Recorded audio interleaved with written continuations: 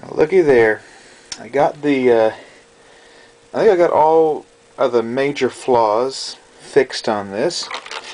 And if you'll notice, it's quite a bit shinier than it was.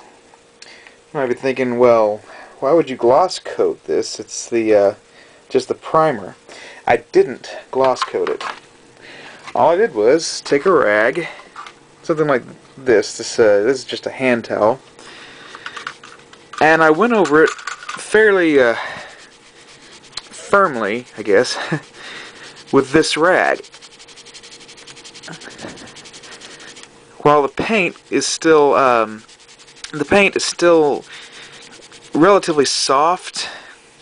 You know, it's not completely set yet. It's just dry. You know, there's a difference between being set and being dry. And if you look here, that is much shinier than it was a second ago. Now, the reason why I'm doing this is because Iron Man is supposed to be metallic. And I'm using metallic colors on it, but whenever you use metallics, you have to have a shiny surface, or at least a satin surface, in order that you it ends up looking like metal if you do. But I'm not going to paint just yet. There's still one thing left to do, and that is the battle damage. Remember I said that I wanted to make this thing battle damaged? Quit rocking. I wanted to make this thing battle damaged as if he's engaging an enemy right now. But I wanted to paint it gray first so I could keep track of where I'm damaging him. The main areas I want to try to damage are up here in the face, having some blast marks maybe coming across there. A couple of bullet holes around here. Maybe some scratching on some of the surfaces. And definitely want to have some pitting along the armor plating. At least the parts where it would separate. I watched the scene where he tests the flight surfaces. If you ever watched that, if you watched that scene, of course you've noticed there's all these different plates that move around, and of course in the Iron Man suit, the way those work are those are the control surfaces for moving.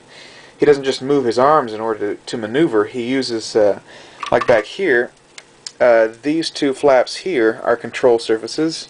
On the legs, there's these flaps right here. So I'm going to put some damage on those. Well, not damage. I'm going to put wear on them. Have the red paint chipped to reveal a silvery color beneath them. Because I know the whole thing is supposed to be gold. That gold titanium alloy that he mentioned, and you know, that's good for realism, but it doesn't look realistic. It doesn't necessarily.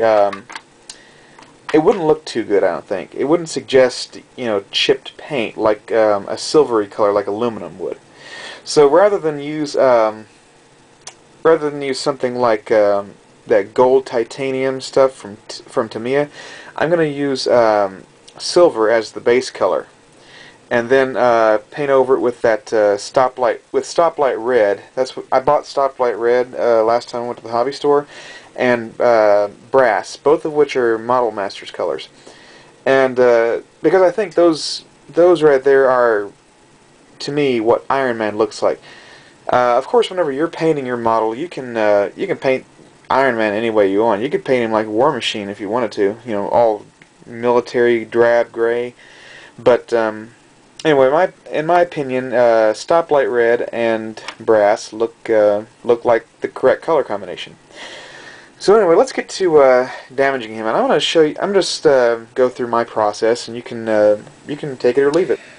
Now, the way I want to try and do this is make it appear as though a shell has come in and hit him right about here somewhere. And primer is a really good it's a really good way to determine where you've done your damage and what it's going to look like when it's done, or at least the shape of it. So around here is probably where it impacted. So I'm going to start adding a couple of big streaks using my X-Acto. Nothing. I'm not gonna do the. I'm gonna make some big ones first. Some rather large ones. Not too many. Maybe a couple coming right there. And then start some minor ones in kind of a star pattern.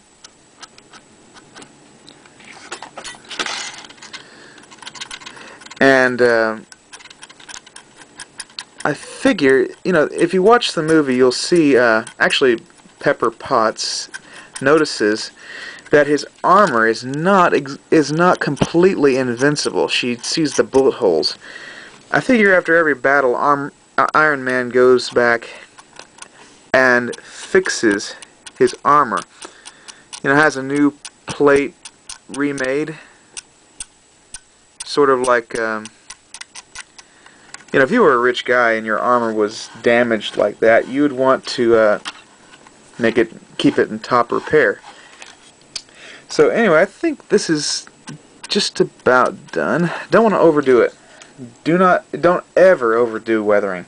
That's really easy to do, especially actually with Star Wars ships. But anyway, weathering is extremely easy to overdo. In fact, I might have overdone this already while I was just talking to you. Get a nice close-up here, and you can see that it's fairly heavily weathered there. But I'm going to go over that with some pastels, I think, later. Okay, I want to go ahead and finish the weathering, because I don't have too much left on the memory card at this point, and then I will show you the results. Got him battle damaged. And you know, you can see there on his chest, I've got several bullet holes and strikes. On his shoulder pauldron, whatever you call that, I guess I'm going to call it a shoulder pauldron. You can see there several grazes, near hits, I guess. There's no such thing as a near miss. If you nearly missed somebody, that kind of means you hit them, didn't it? Yeah, the crazy wisdom of George Carlin.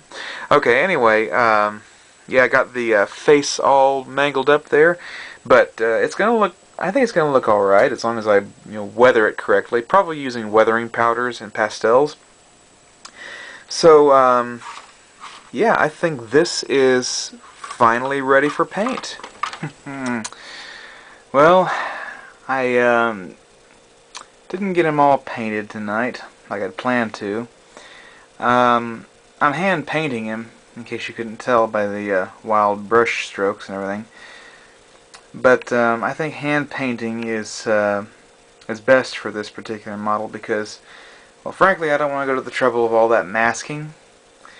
And actually, Model Master's colors are intended to be brushed straight from the bottle, so it's working all right. If you notice the chest area and the shoulders, at least the shoulder on the right, that area is covered pretty well. So I'm thinking this is going to work out just fine. Well, that's going to do it for this video. Sorry for getting it to you so late. I mean, this whole problem with my internet is really bugging me. But like I said, I'm gonna get it fixed as soon as possible, and hopefully that'll be the end of these inconsistent postings. This Iron Man model is really turning out better than I thought it would. I know the paint job looks crappy right now, but I promise I'm going to get it. I'm going to be very careful with it. I'm going to touch it up using the brass. I'm intentionally being a little bit messy because I know that the brass is going to cover a heck of a lot better than the red will. This stoplight red is actually kind of transparent. It's more of a glaze than a paint. So I'm having to. I had to actually spray the entire Iron Man with brass, and then paint over parts of it with that stoplight red. And from what I can see, it looks like this stoplight red is well, it's going to be the gold for this color. Um, well, I mean, it's going to be as close as I can get to Iron Man's color from the movie.